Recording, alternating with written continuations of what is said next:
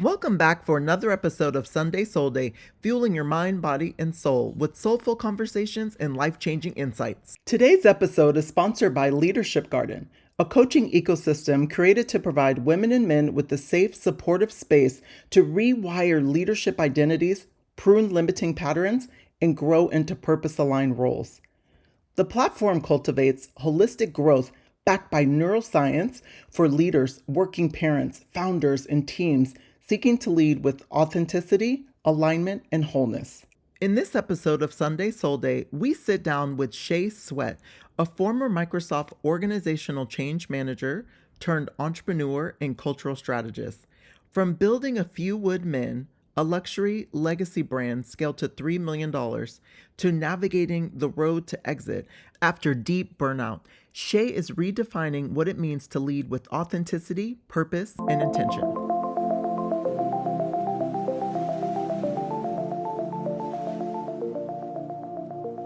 Welcome to Sunday SoulDay, Shay. Hey, thank you so much for having me. Thank you so much for joining. I'm excited for the audience to get to know you a little bit. And I know when we talked, I was so excited to connect with you and learn just more about you, but also I'm so impressed at what you've been able to accomplish in such a short amount of time.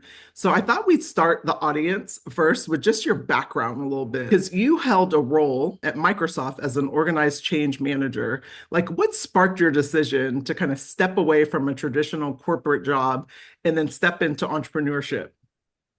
Yeah, definitely. I by trade am an organizational change manager. I like to describe that as the Olivia Popes of digital transformation. And what that means is essentially we're able to control and shift narratives of workplaces. So that can be new software being implemented, mass firing, mass hiring, change of leadership, change of organizational culture, meaning things that impact the people.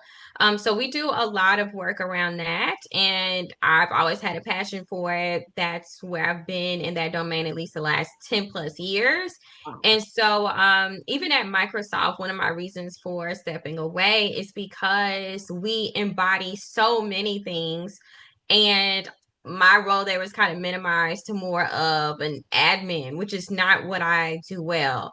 Like they hired me to storytell. They knew my background as an entrepreneur. As a matter of fact, like they had checked out my site, and it was a lot of talks of how I could be leveraged at Microsoft to do certain things, and that kind of did not happen. And so it was an easy decision for me to leave, being that I knew all of these gifts, talents, and things that I really enjoyed have been cultivated in me and they weren't being leveraged properly. And so me knowing that and knowing where I wanted to go in my path, it was a no-brainer for me to leave.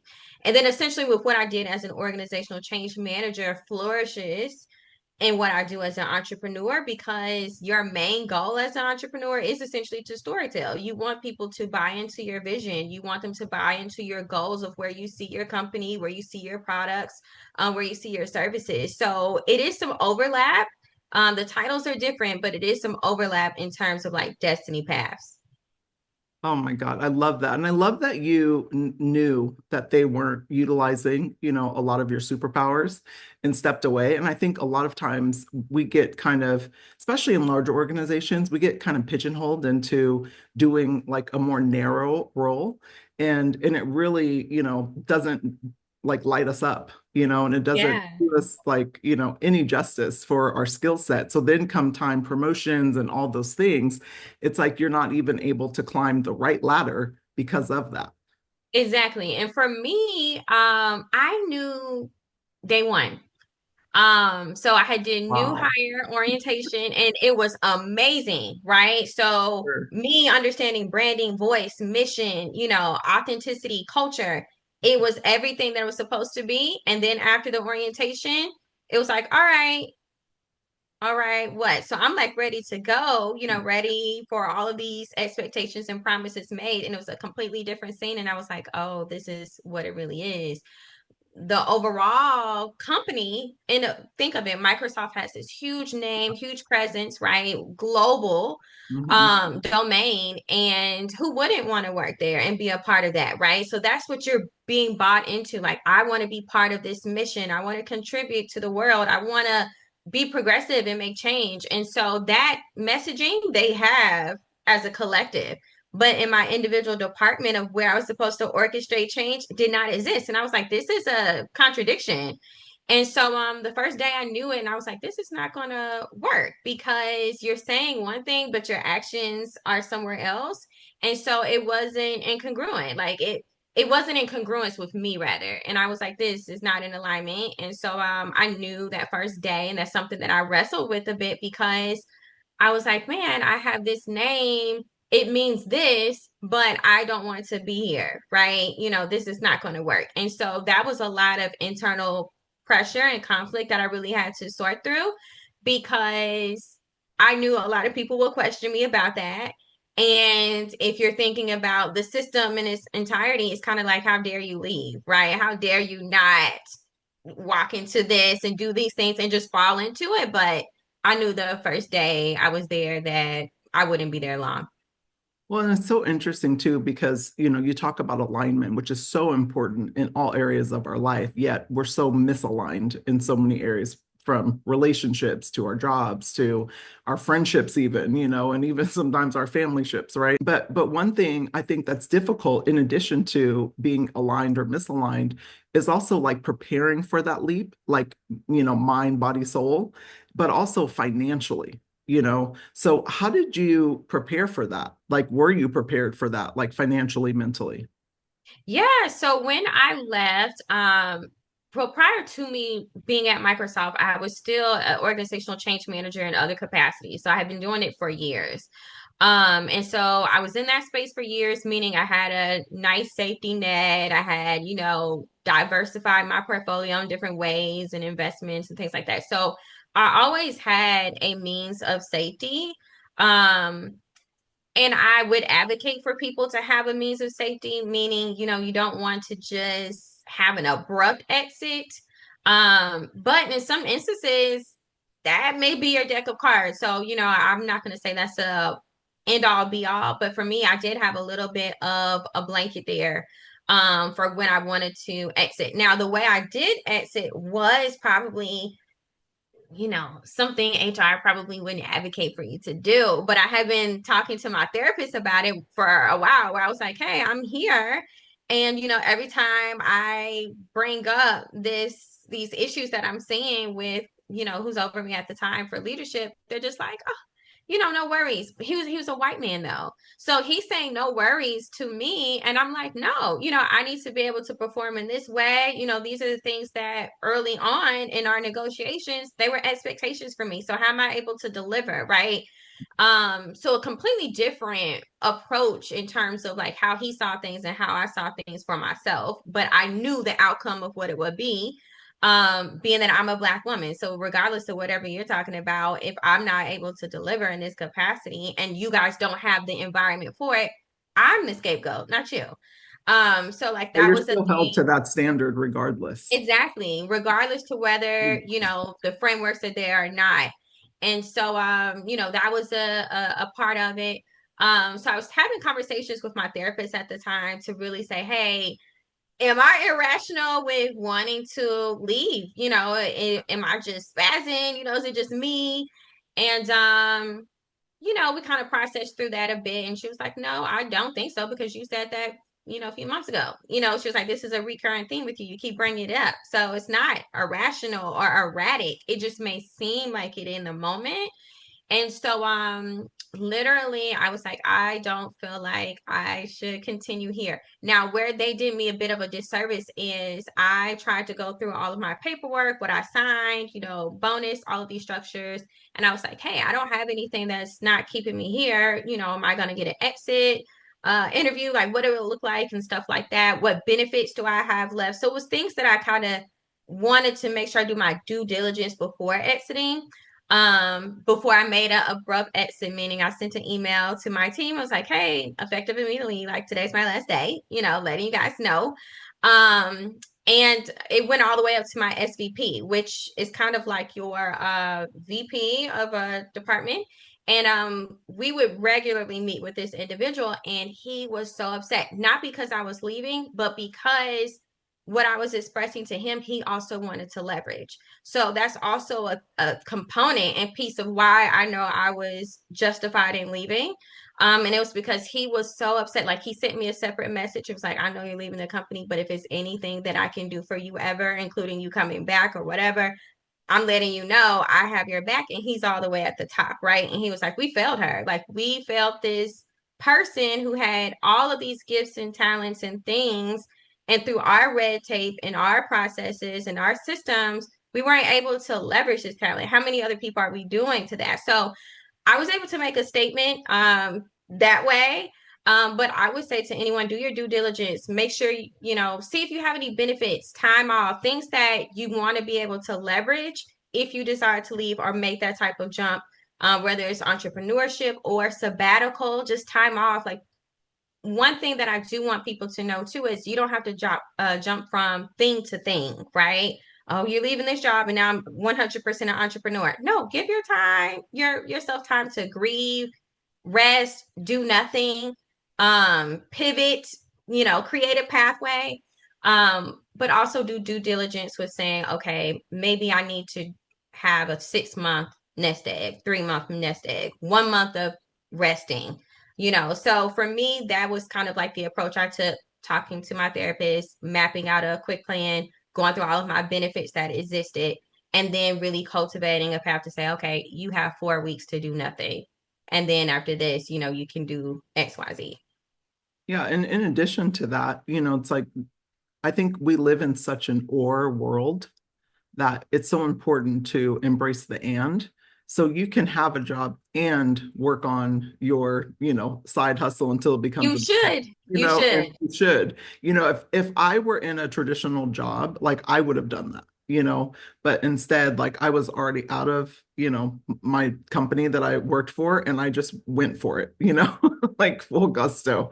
And so I don't think there's any wrong or right way. You have to do what works for you, but to Shay's point, it's like you have to know you, leverage what you have, any benefits, anything that you can, leverage, and then go forth. But you are the creator, the founder, the everything of A Few Wood Men. I love the name, by Yes. the way, which was born from the legacy of your grandfather. So it's a deeply personal, like powerful tribute to him. Tell us a little bit more about that and like how you got started. Yeah, so A Few Wood Men is a wooden watch and accessory collection created and designed for men of distinction. So, men of distinction, I really pay homage to my grandfather, who is turning 85 this year, but 85 and full of life, full of swag. You know, pretty much my I guess what you would call like my superhero growing up, right? So I really idolized my grandpa for just his contributions for me, meaning he would walk me to the bus stop every single morning when I was in kindergarten, right? He would you know, kiss me anytime I'm leaving. My parents were in the military, so like he would always give me a kiss on my forehead. And till this day, if he sees me, it's kiss on the forehead, kiss on my cheek. Just really establishing these principles of how I should be treated and treating me well. And he was like that with me and so many other people and still is. And so when I was creating this brand, it wasn't my intention to create it. I tell people all the time, like, watches chose me. You know, I did not choose them because my background is tech, right? So I've been this change manager and this whole time and always had roles in tech centered around change. Love it, enjoy it. That's where I thrive. But A Few with Men came alive because I was just looking for a gift for him, and that turned into me gifting him a timepiece where he showed other people the watch, and other people saying, well, I want to watch just like that because my dad or my husband or my such and such means the same thing.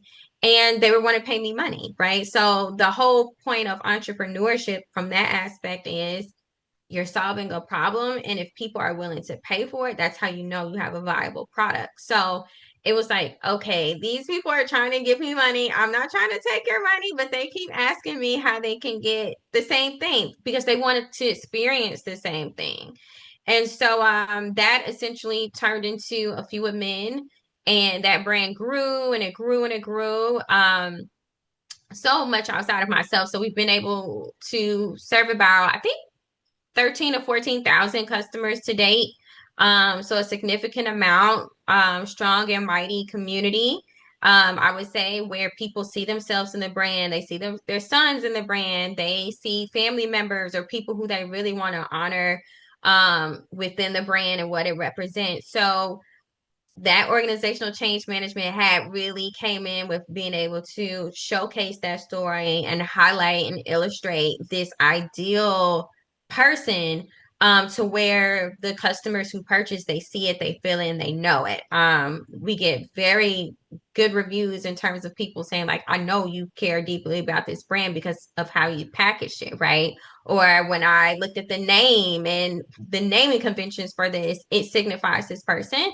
So that is essentially how A Few of Men came to be, to where it was an idea to just give, but became so much more because of the storytelling behind it. Tell us a little bit about that for the audience who's not familiar with storytelling, and like how did you even go about doing that, and the values that you included that really I think what's so different, about your brand compared to maybe other, watch companies, right? It's like your brand really embodies the values. And so like that's the difference. Like people can feel that, and connect with that. Talk to us a little bit about that. Yeah, that is significant. And I do think that is what makes our brand different than others. That's our unique value proposition. And what I mean by that is I know our customers down to a T. I know that our audience is like 51-49% split, meaning like 51% women, 49% men. I know where they shop, I know where they eat. I know their thoughts, right? So really understanding your audience is going to be core. So when I was building the brand and I had my grandpa in mind, I essentially was like, okay, what about my grandpa do I like? What does he smell like? He has this type of cologne. He's this type of person. He spends money this way. And so I was able to create an avatar around that to say, okay, well, we're middle class. Like we spend this way, right? We enjoy this. I know my grandpa really likes this. I know that I really want him to feel this way. And so when you are identifying those things for your business, that is what's going to separate you from AI, right? That's what's going to separate you from somebody just copying and pasting what you have. And it's because it's an emotional connection. You can't fake that. So you can't fake it. You can't manufacture. You can manipulate, but you cannot override an emotional connection that someone has. And I have an emotional connection to my grand. That is, my first love. That's my grandpa, my grand, right? And so in replicating those feelings and understanding the psyche of that person, you can't break that bond. And so I wanted that to be felt on every page. Like, what words would I describe my grandpa? He's at the end of the day, he's had integrity, he's resilient, he's worked hard, he's dedicated. Um, you know, he's warm. So me knowing that, it's like when you go to our site, I want you to get a warm feeling. When you whatever we post on our socials, I wanted to not only be holding integrity, but I also wanted to be trustworthy, right? So it's certain things that we would never go outside of because it's not in alignment with the brand. Like I think about so many brands that don't do that. Even when I first started, my business, I wanted to service lots of people. Yeah. And, when you're trying to service a lot of people, you're really servicing no one. And so it's Yes. so important. It doesn't mean, and I use the Facebook way, I should say. It's like, when Facebook started, they started so niche. When they first, and people forget that, Yep. like they were like, College in only students. specific colleges, right? Yes. It's like Ivy Yes. League is very specific. And then it like grew and branched out once they had their product working, and I think that's like the key, is to really understand your ideal customer, as well as the emotions behind it. And I think that's where a lot of brands miss, mine included. Like I didn't fully understand all the emotions behind my particular avatar, my customer avatar. But now, I'm have since graduated and Yes, understand because you may all not at the beginning, but over time, right? that. So over time, you start to notice patterns of like, okay, who's For coming back? sure. Who's returning? Who's leaving reviews? Who is emailing us, right? Mhm. So it does come with time. I think I had a little bit of a head start just because I was that avatar, right? And it was like me gifting and me seeing other people want to replicate. So it's a little bit easier. But that is key and essential. And it's key and essential so that regardless to whether you are here or not, you got to think of your business as a legacy brand. So, for instance, think of like Rolex. Rolex, I don't know who the owners are, who the CEO, who their people are, but whoever founded that brand, they had a specific avatar in mind. So, Rolex, is prestige, stature, right? All of these things, right? So, they were very precise in that, being that it provided vision and a roadmap for whoever to come along to continue that, which is like what you want to do. You want to be clear on that avatar so they can just compound on it. And the right, partners or whatever it is that comes in after you, they can then expand and they can probably take that vision to the next level. But you do have to have a very specific person in mind and a very true vision. You have this incredible idea, like you were able to identify your avatar, like, all the things that you were able to kind of like skip steps that most entrepreneurs kind of struggle through, right?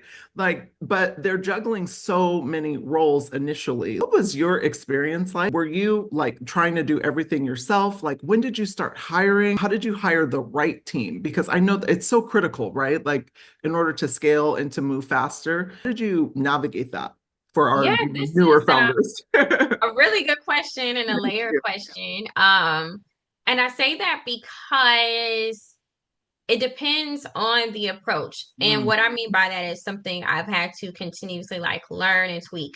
And so for a few women, the vision that I had for that brand was always to sell it, always for me to grow it to a certain point and for me to sell it and somebody else to take it to the next level, So right? you That was had an always, exit plan in the back of your mind up yes, front. at the Okay, beginning. So that's I, where I think a lot of people don't. yes, Yes. yes. Okay. Now that goes back to approach. And the reason why I say that is because me being in corporate, even I did some consulting. So outside of organizational change management work, I would also, from time to time be like on separate projects where I might be a change manager or a consultant and I might be working, in the background. Well, one of the brands that I worked on was L'Oreal, right? The way that L'Oreal and even a Microsoft or some of these big corporate companies, they scale a certain way, meaning whoever founded these businesses, you don't know who that is, right? It's somebody.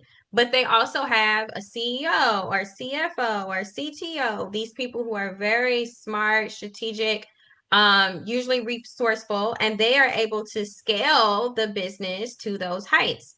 Well, whoever founded the business sold it years ago, right? They might just have equity. They're not doing the day to day. So me understanding that basic concept is something that I wanted to carry for a few women because I was like, yes, this is going to take a lot to get to these next levels. And my little paychecks that I have coming in, whether it's Microsoft, whoever, it's not going to cut it for where it needs to go. And so that does go back to the approach of how we start in entrepreneurship, because even I think you had mentioned for many people, they fall into it, right? It's like, okay, well, I'm not in corporate anymore, or I'm not doing this anymore. Okay, let me figure out what I'm good at, or maybe I know something I'm good at. People are buying it. Let me just kind of make this work. And so, what happens if you get into that cycle of making it work is you really don't have a plan of vision of what it is, you want this thing to go. You don't have an end all, if that makes sense. Meaning, I'm doing this right now, it's paying my bills, or maybe it's starting to, or it's doing something, but you don't have an end in mind. And the reason why that is so dangerous is because if you don't have an end in mind, it's going to fail, meaning it'll stop one day, or you're going to get burnt out, or it's a issue where you'll get bought out, right, for way less than what it could be because you haven't sat down to say, what am I doing with this thing? Where's the vision? Where am I taking it? Where's the roadmap? What can it do? And so you want to be able to articulate that, because if you can articulate that well, it will also help guide you on who you need to hire next or not hire next. So for me, I was kind of in the middle to where I knew how I wanted to approach things, but where I was centered, meaning where I was located, nobody else spoke that language. And what I meant by that is I live in Atlanta. And so Atlanta's kind of like a hustle culture. That's cool until it's not. Meaning for me personally, I'm not hustling, every single day. And that's what people do. Like they hustle. And that's why like they rebrand in 2 months and then now they're doing this and now they're doing that. Or now, and I don't, that's too chaotic for me. And so I noticed for me, I was speaking of language of like, hey, I either want to scale, sell, or exit. And those are three terms that people don't even know what I'm talking about. And so I'm like, okay, I feel like now I'm in the hamster wheel where now I'm having to look and find people and source people. So when you are mapping out the vision for your brand or your business, because you're so specific of who it is, it's also telling people who it's not for, right? So if I'm for this specific person and we're about integrity, we're about this and, reliability and da da da da. If you scam and hustle on the side, you already know this is not for you, right? But if I don't have those things mapped out, I can attract the wrong type of talent who see an opportunity and they take away versus add to what it is that you're building. So for me, the first hires that I had was one of my supervisors. This is somebody who supervised me years ago when I worked at a call center. But what she would do is stand up quality department. So that would quality control is like they'll go through calls, they'll go through different things. But the same framework is needed for business, meaning what do you have, what do you not have? It's almost like a SWOT analysis. Where are your strengths, where are your weaknesses? Okay, you need this, you need that. So she went throughout the entire business at the time. This is like year 1 or 2. It was like, okay, we don't have processes in your emails. Okay, you don't have a direct process for your return exchanges, right? Okay, you need to have this. So she went through every single thing. And then we were able to basically use that as an audit to say, okay, your next hire needs to be somebody in customer service because you don't need to be responding to people. It needs to be somebody else. So it allowed us to really map through who we needed to hire next versus me just being like, oh man, I think I need a project manager, right? Oh man, I think somebody told me or I heard on this podcast or whatever, I need this skill set because maybe not. But it's not until you really understand what I have right now to understand where the gaps are that you need to fill. Then what I will say was essential in those earlier stages is also understanding how to get your time back and in different ways, whether that's money, whether it's just your time, whether it's stuff you just really hate doing now that you have an idea of everything that needs to function and work. And you're like, I really don't like this. Like for me, I hate administrative tasks. I am not good with follow up. Please don't ask me to follow up. But somebody else, that is their gift. They love that, right? So you really have to dig deep in your business and even in your own business to know like, okay, where are my strengths, weaknesses, and opportunities? That is the guide to hiring from me personally. I love that you said that, like on the business side about the SWOT analysis. I think like a lot of times entrepreneurs are so busy doing that they forget how important that audit is. And I'm such a huge proponent of auditing all areas of your life, especially in business, Yeah. and but also auditing yourself.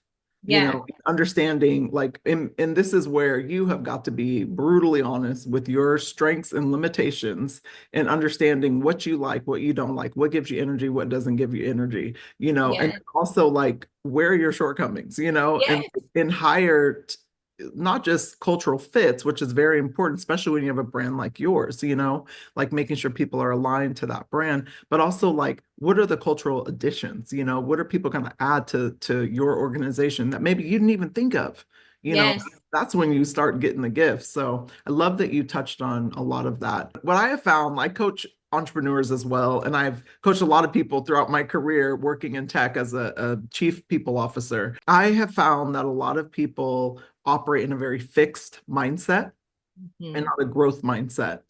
How has cultivating a growth mindset and investing in your coaching, mentoring, you mentioned having a therapist, really help you break through those limiting beliefs and reach new heights, not just within yourself, but also your business? Yes, so I would say that is essential. So for me, coming from the background of tech, right?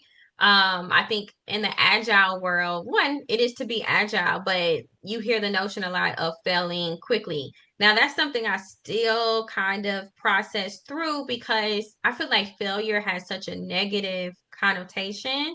And we look at it as such a derogatory word when in reality, failure is just living, right? If you just keep living, it's inevitable. And it's not really a failure, you're just living. And you're learning, So you're living and yeah, learning. yeah. So I really have to repurpose that word, but also embrace it that you fail quickly. You fail fast, you fail quickly, and you fail. You won't learn if you do not fail. So I really had to integrate a lot of that. So for me, that's a core component. I think another core component is I am very self-aware and I would push others to be self-aware too, as much as they can be, because as real as you are with yourself, that if you can't be real with yourself, you won't be able to be real with others either, right? And it's going to limit you in terms of where you can go. You might overestimate your own value, your own skill set, your own contributions. You'll have so many blind spots if you cannot regularly assess where you are and what you need and what you want and where you have opportunity, right? You don't necessarily have to say it's a weakness, just say it's an opportunity. I have an opportunity to grow here. And so for me, I really enjoy sharpening my, I guess, self-awareness capacity. Not that I enjoy like, ooh, giddy. No, it's more so like, okay, I needed that. Like Shay, get it together. You needed to be sharpened. But I say that because it's so much we don't know. I don't know everything. And it's always going to be somebody who knows more than you. So I'm always looking to learn from somebody else's mistakes. And meaning I don't have to repeat the same things if I know that's what happened to you, and it's avoidable. Some things can be avoided. So I would say with that and understanding that piece of it, use that as a tool for your growth mindset. And so I would say going back to yourself and understanding what your goals, missions, focus, pillars are, if you know what those things are, you will align with other coaches, mentors, therapists, XYZ who exhibit those same things, right? Meaning, a lot of times with entrepreneurship, it is a lot of stuff out there. It's a lot of people on YouTube University. Everybody's a guru, or Courses and all kinds of yes, yeah, stuff. courses and everything else with no certifications, degrees, backgrounds. They don't even have to prove that to you today. And it's okay, but at the same time, it's like you won't attract people who will just absorb and take. You need people who can also give you things, Add value. um, Exactly. and add to you. So I would say that's a key component. Um, who was vital when I first started? Outside of like my previous supervisor, right? Like she was vital. But I also always would have like advisors or mentors. So when I first started, and I didn't know where to go. I started with SCORE. So SCORE is a lot of previous C-suite execs, all of these people who do things pro bono. And a lot of times they're like older white men. But they'll talk to you and give you their feedback and guidance and coaching as free services. I don't know if they're federally funded or who they're funded through, but Score Mentors is where I started first. And I had two two men at first who like they were previous like CEOs of like Fortune 500 companies. And so they will tell me like, hey, you need to start thinking about this. Like, you need to start thinking about contingency planning, or you need to start thinking about this. Or, hey, even if you get down on your last dollar, you can always get back. So it'll just be like little nuggets, like they will tell me. And they were like, it's because they're like, if I remember one of them was like, hey, you can run out of all your money today, but if you know yourself, you'll get it back. Like, if you know XYZ, then like basically who cares? We're white men. But when you take into account like what they're really saying is like if you have the right mindset, like you'll never be broke, right? If you have the right amount of being coachable, then you're always willing to learn and apply, right? So there are certain things that were innate where I was like, okay, I see what they're saying. Like I don't feel like I'm far enough, and they're telling me you're very far, and you're probably a lot farther than what you think. But also keep in mind, even if you feel like you're not and everything goes away, you can get it back. Like, don't be worried or consumed about the now. So with that growth mentality, I would say always look for people who know more than you. Um, if you can see my room, I have a ton of books. So it's always information and books, but you want to use all of those things as tools to sharpen because you don't know everything. And there's always something to learn. Well, and also too, it's like gathering in that information, but then taking it a step further and actually applying it. And I think that's where a lot of people, kind of get stuck in information overload, So it's Yeah. like not everything's going to work for you, but if you know you, starting, going back to what Shay and I were talking about, it's so important to know you so you can take that information and then apply it, and make sure that it's working for you, and then failing fast. So Yes. I love that. Well, you grew your brand, which is incredible in the time that you have been doing this, to seven figures, and now preparing to potentially sell it. I don't know if that's okay to say, but Yes. you're okay. Like, can you walk us through like just the emotional and strategic decision behind that? I know that you said initially like your whole goal was to exit, initially, but even if you have that goal, there's still so many emotions attached, to that. So how did you honor that, and also process that? Yeah, so it is a lot. It's a lot to process through, even if that was always the end goal, right? It's when you're there and you're like, okay, this is really about to be a thing. Now, one of the things that I really had to learn the hard way, which is not trusting myself. And what I mean by that is making sure you have the right people around you is so essential, and people who understand your language, right? Meaning for me, when I was saying I wanted to sell it, in the tech world and startup world, that is casual language. That's what everybody is talking about doing. In this space that I've been in the last few years, that is almost like unheard of. And in many cases, it's kind of frowned upon because it's like, why would you sell your business? It's been able to do this, and da da da. And you're like, what? And so it's conflicting, information because I'm like, okay, in this world, in places I've been at, like they sell and it's no problem. Why is it all this pushback? And so in that journey, that delayed me selling earlier. So I honestly wanted to sell like in more of the height of the business, meaning like when we were at the seven-figure range.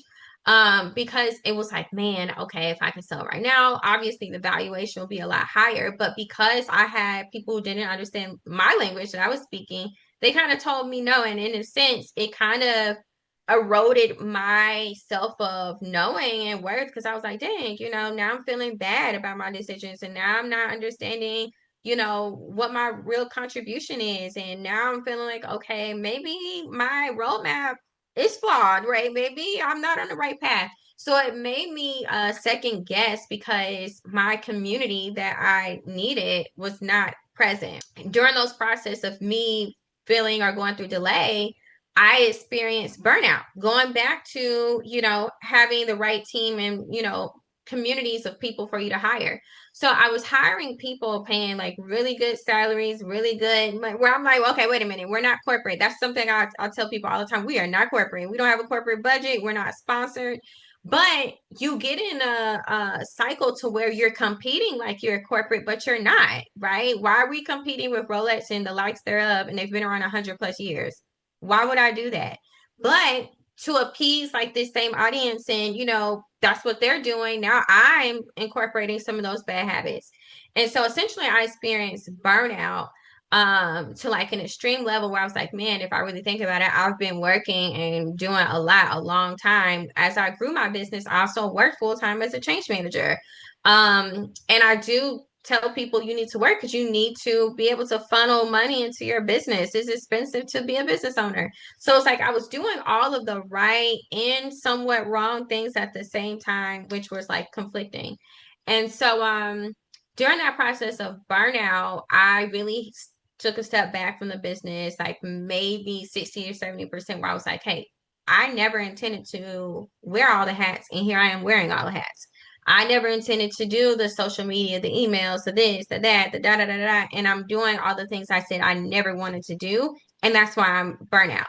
And so when I took a step back, our revenue went back significantly because I wasn't doing all the things.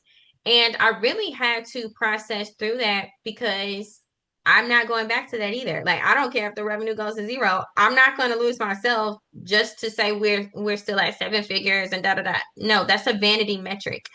And so I had to really rearrange, get in front of the right people, do all of the things to where people are like, no, you can sell at zero. Remember, like, hey, remember where you started. Like, you can always sell your business, and remember, you can always use that as a leverage, a tool. Um, and I was like, you're right. I still need to sell because I it's other things that I want to do. And the goal was always to sell. So why would I get away from that? So going back to the framework, I had built a business to where it doesn't require me anyways. So why am I getting, bent out of shape, meaning like you have standard operating procedures, I have processes that are future oriented, meaning they talk about if you have a digital strategist, these are the things that they should be doing. It talks about if you have project managers who are managing these projects and their website and XYZ, this is what they should be doing. So I went back to that where I was like, okay, we need to prepare to sell. Meaning I needed to make sure like our P&L statements were together, understanding for us, we're a product-based business, how much inventory that we have, how much is this worth for wholesale, how much it is for retail, what channels are we on? Basically understanding the valuation of my business, like how much is my business worth today and what can I sell it for? And also, what is my ideal buyer? Meaning, if the revenue is down, that's not the worst thing. Yeah, you might get a lower offer, but truly, what is the value that the right buyer would see? So I really had to go back to the framework of like, who is this for? Who could this benefit? And so with me doing that, I kind of created my own framework for selling to where I was like, oh, this will be ideal for a media company. This will be ideal for like this type of buyer. This will be ideal for this type of person because the core audience is still there. The framework is there.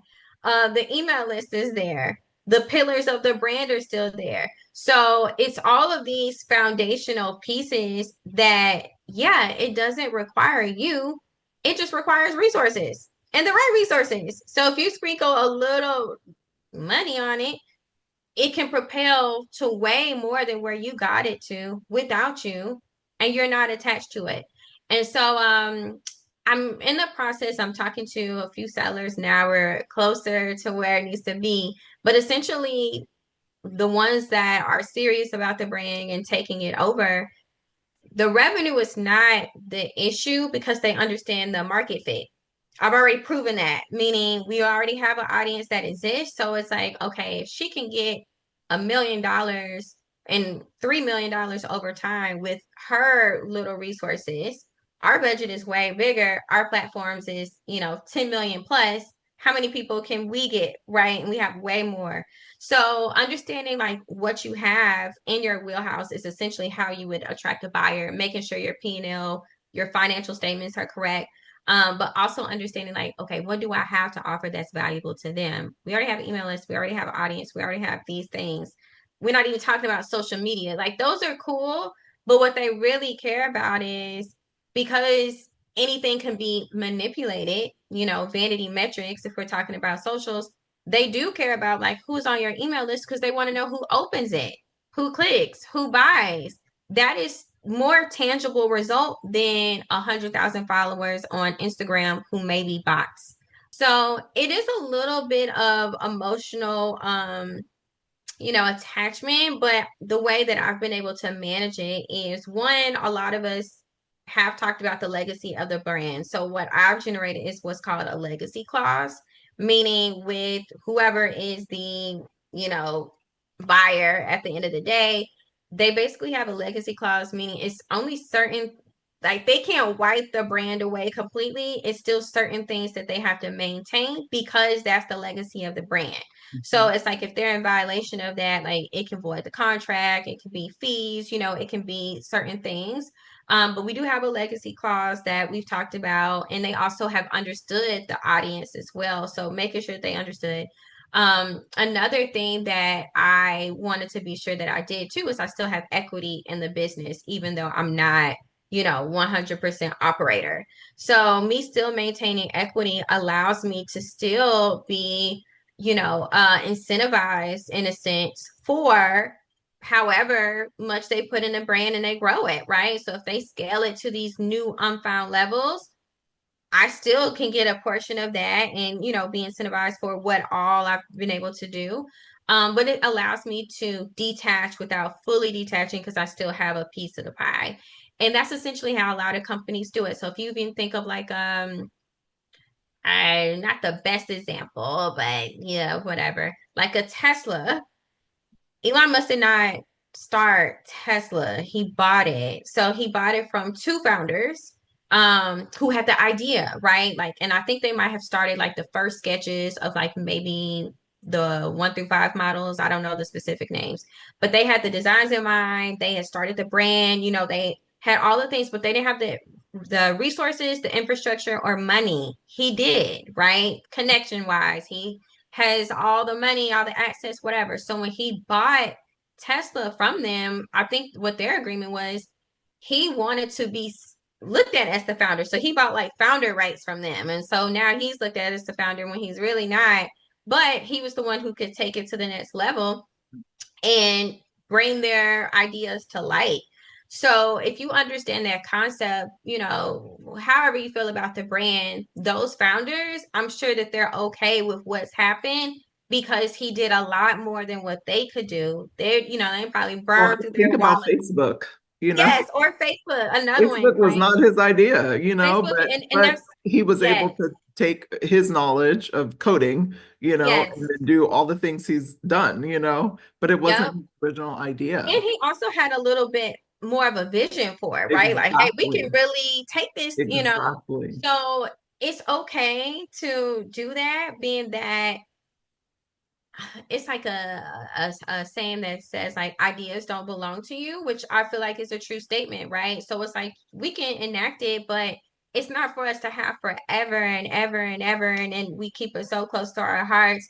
I have other gifts and visions and things that I want to do, like so many of us do. But it's also not intended for us to have it till the wheels fall off.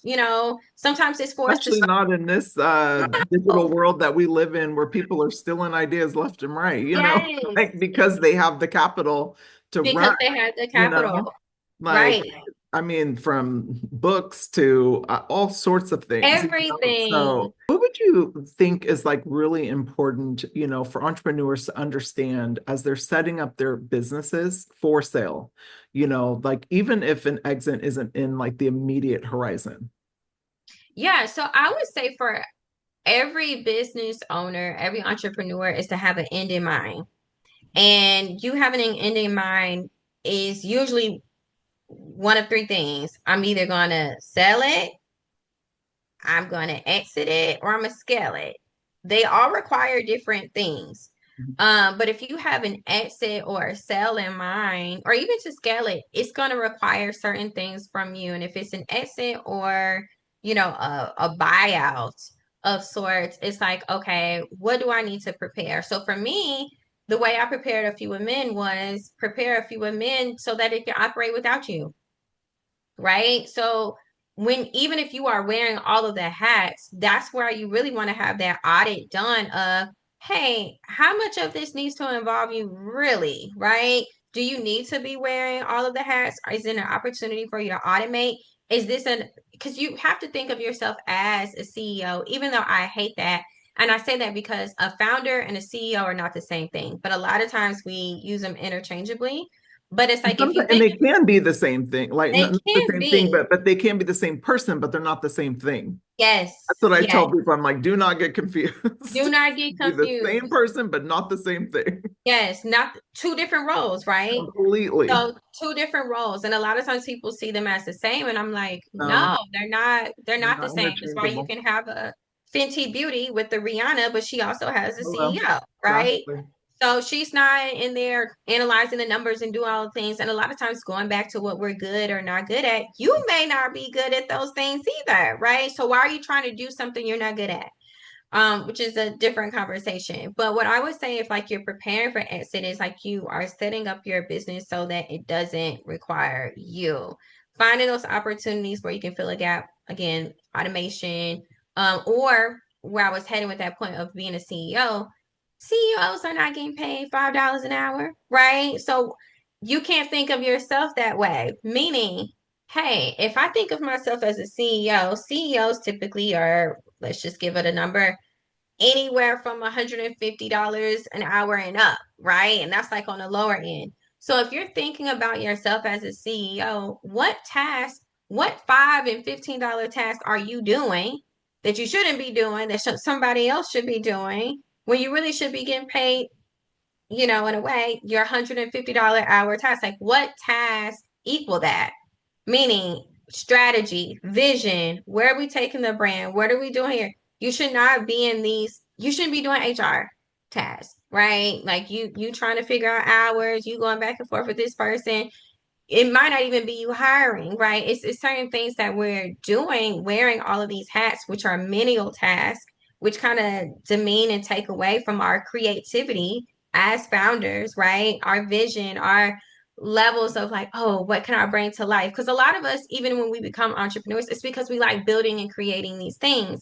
But you're doing less and less and less of that because you are doing all of the hats. So it's like, okay, building a business that doesn't require you is going to be essential. Making sure that you have clean numbers, that's going to be essential in a sale, meaning like your broker, auditor, whoever is looking at your business, they really want to see like the last year, the last 6 months of your P&L statements.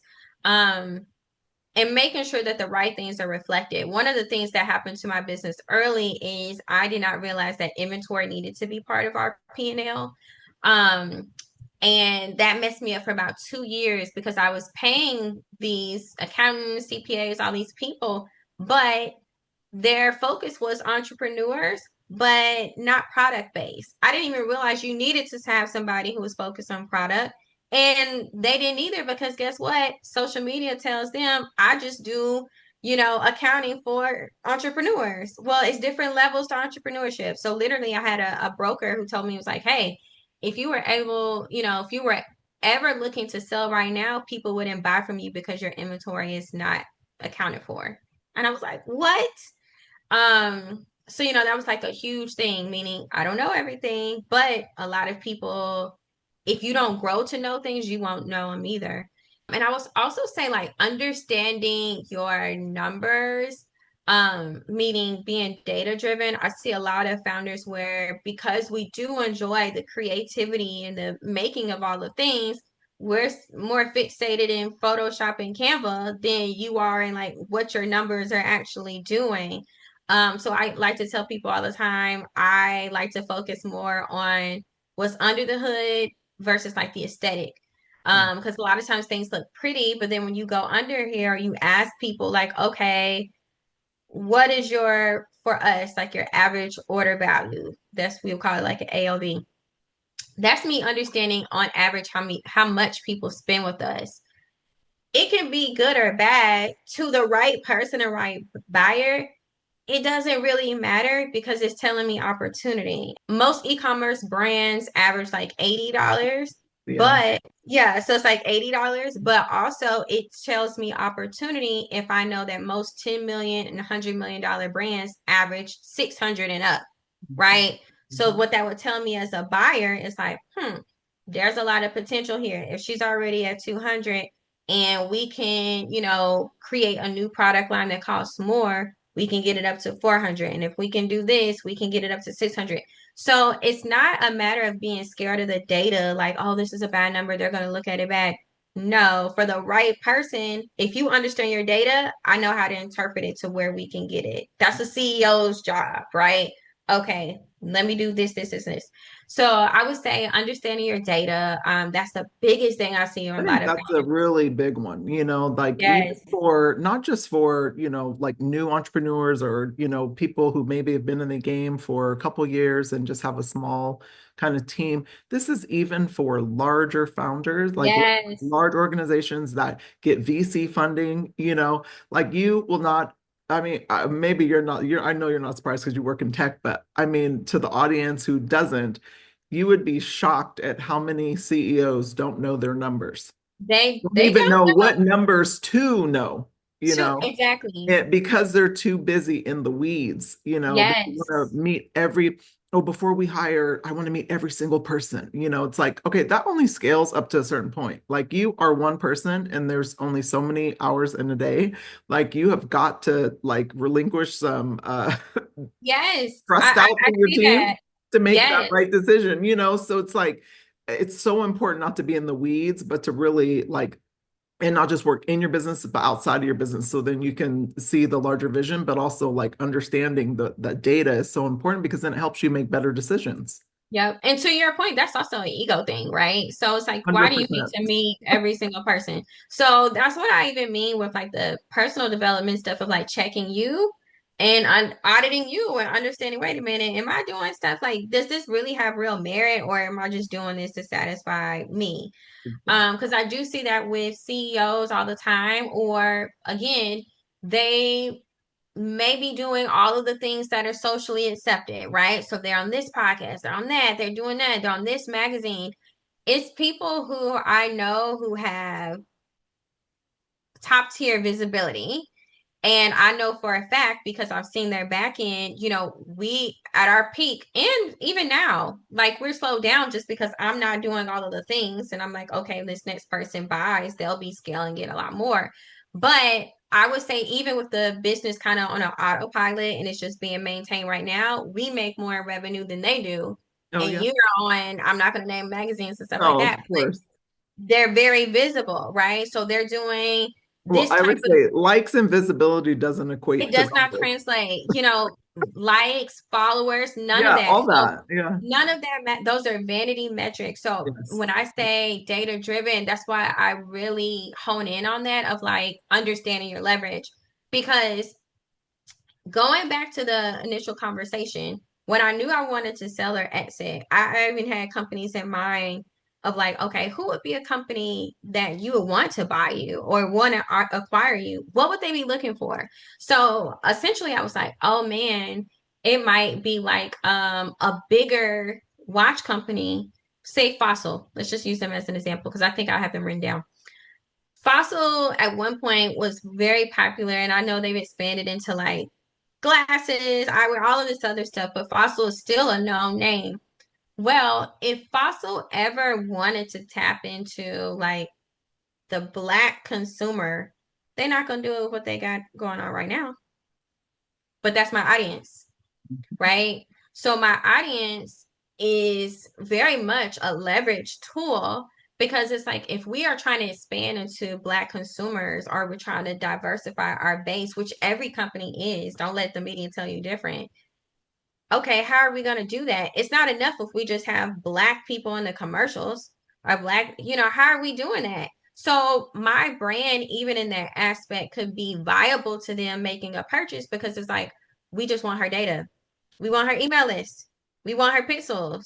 We want to be able to study who this consumer is so we can tap into their psyche.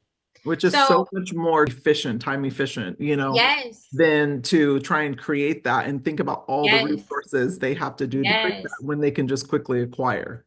Yes, that's the benefit for them. So Absolutely. again, it can be more than just a revenue. Like that's a good indicator, yes. But if you have the ideal buyers in mind, you understand what they're looking for, what they need, how they're trying to do things, you have many opportunities to leverage because it's like, oh man, I have this. You might have an audience of women. This woman, these women might be heavy into fitness. If we're this type of business and we're trying to get more women who are into fitness, that means they usually have disposable income. They live this type of lifestyle. it's different avenues where a bigger business or entity will see value in it. So I would say when you're preparing to sell, even if that might be years down the road, it's being intentional of what you build so that at that right time you have those levers to pull. Exactly. Well, you mentioned something so so prevalent in so many of us entrepreneurs as well as founders who've been doing things for many years and running businesses, which is just burnout, and getting to a place where you kind of felt run down, you know. How do you take care of yourself now to make sure that you're avoiding that? And also like how do you fuel yourself up to keep going? Yeah, that's a really good question that it takes a lot. So essentially what I had to do, and I feel like many others kind of have to go through a similar path, is when I did experience burnout, I had to let myself feel it. And I had to let myself feel it. I couldn't even fight it. This is how I knew it was true burnout. It was true burnout because I was so burnt out that I literally for like weeks at a time could not even form a thought. I was so tired. So literally I was so tired, meaning if you even ask me a question, I'm like, I can't answer it. Like I can't even form a thought of what I need to say. That's how burnout I was for like 4 or 5 weeks. And so I was so burnt out, so tired, mentally drained, and it's a feeling that I've never felt before. So when I'm saying I could not think a thought, I'm not over exaggerating. I really couldn't. And so when we hear about burnout, it's like, okay, yeah, I'm tired. I've had instances of tired, but no, in that moment, I'm like, this is burnout. Like, this is it. I had no energy to do anything. But like eat or just like sit, like I couldn't, it wasn't like I'm like watching TV and I'm like in a little bit of a depressive state. No, you don't have energy to do anything but like sit in it. And so that's what I did. I didn't want to, but I didn't have a choice. So it's like I really had to feel it to know I never in my life want to feel like this. That I wouldn't wish on my worst enemy.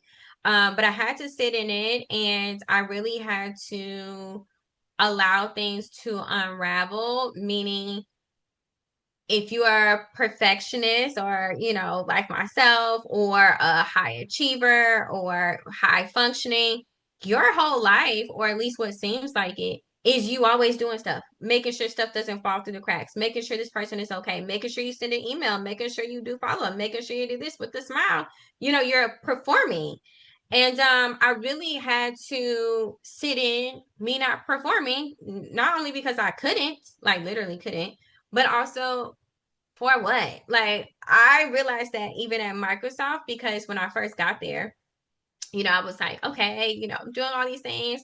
And I remember I had created like this huge change plan. And I kept being like, hey, I really want to have a deadline date because I was deadline driven. Like, okay, this date, da da da da. And nobody cared about the date, but my boss was like, oh, okay, yeah, let's have it on this date. This is very important. That date came and went, and I was like, hey, I need to turn this in. And he was like, oh, yeah, we can do it next week. And like, I almost like glitched because it's not important, clearly, you know, Exactly. but because I was just trying to always be in that reliable Sure. mode, Yeah. yeah, Yeah. just boom, boom, boom, boom, boom. I think that was just like the final chord for me. And so me knowing that deadlines and dates and stuff like that really don't exist. Like they do to provide structure, but in reality it's like if it's not life and death, is it really that serious? No. And so when I had to accept that agreement, I was like, wow, everything in life is really like that, literally. If you don't do it today, is the world gonna end? No. Are you gonna die? No. And it sounds like so silly, but in real life, I was like, it's not that serious. And so I had to unravel. And then once I unraveled like a lot of things, I had to go through like a second segment of just being silent, meaning like processing. So grieving ultimately. So it'll be some days like I might just be crying or like upset. And I just let myself feel that. So everybody may not have that same amount of time, to do that, which is something I understand. But I will say in moments that you can be vulnerable with yourself, do it because a lot of times we don't sit in stuff. We don't take the time to feel, like, oh, this hurt my feelings. Oh, this let me down. Oh, I'm tired of feeling this way. And I really had to articulate a lot of that. And then what I finally did moving into the next phase was having to reimagine. So, when I was talking to a therapist and like someone else about it, we were going through burnout. And so she didn't even see burnout. So that was another thing too. She didn't see that. I just fell into it. And so but I kept emphasizing, like, I don't want to do that again. It's just like, well, the only way you can avoid burnout is you creating a life that's completely different. Exactly. And so, for a minute, that took me a while to really understand that because once I was finally back, like with energy and like, okay, I found myself trying to do stuff and I just couldn't, meaning, okay, let's do this. And I was like, I cannot because now I'm scared to experience burnout. So it was like I would wake up like 6:30 and then I'm like spinning the emails and I was like, no, this is not your day. Like, this is not what you're going to do. So I really had to then take time to reimagine. So the three stages of grief that I encountered, at least from burnout, was unraveling, um, feeling in silence, and then reimagining what I wanted my life to be. How do I want my days to go? How do I want my mornings to go? How do you want my days to flow? And then like just creating a new rhythm, and that's where I am even now. And so yeah, even It now doesn't I'm like, mean you get yeah, it perfect, every yeah, time. It's like that's the beauty of this, like we're still learning even in this, yes. And I'm like still learning now, still yeah, no, creating, but still it's so changing, good. I but think it's not in the same way. But I think it's so important for the audience, especially if people are experiencing burnout right now and they're in it, allow yourself to sit in it, feel your feelings, even if you are carving out time for yourself, like it is so important to understand because that's where the understanding starts coming. You start seeing, like, okay, I got here because of this. And no one just goes from one day to burnout. Like burnout Mm-mm. is a It's slow years. burn for Yes, years and years of doing the same stuff until your body is like, I'm sick of your yes, shit. yes. Then it And sits you literally, down. it's tired. And so Yeah. what I really, really had to sit in a lot of it too is because during the same time, this is like a little bit after COVID, in the last few years, you literally saw specifically Black women um dying Yes. who are in corporate roles. Yeah. And I'm like, oh, they're older than me, but I'm like, they're older version of me. And I'm like, I see what happens. And it's because they're like doing all these things, microaggression, this, that, but also they're not sitting in it. They're just Living. overperforming, Yeah. Oh, because they're trying to, and I get it because it's like you're trying to, it's stereotypes thrown at you and it's all of these things. And even for, it's so many systems. So it's like if you're darker skinned, if your hair don't look like this, if you da da da da, it's even more layers added. So they're overperforming with trying to debunk a myth or a stereotype, but they're breaking down in the meantime. And so back to back, I kept seeing Black women like die. You would see women just like step down. Even for myself, that's what really made me challenge myself on like what I really wanted and like do titles and things like that really matter. So it's like, yeah, I've been able to do seven figures. I've been able to do and achieve a lot of things, but what happens if you're not achieving? Are you just as valuable? Yes. Do I have just as much meaning? Yes. And what happens if I'm not a change manager? Because right now I'm not a change manager, but I am by trade, but I'm not at Microsoft. So it's like, am I just as cool and just as great? And you really have to separate yourself from achievement to who you are and what you stand for alone. important separation, right? It's like, I think especially men struggle with this, is like they attach themselves to what they do, but not who Yes, they are.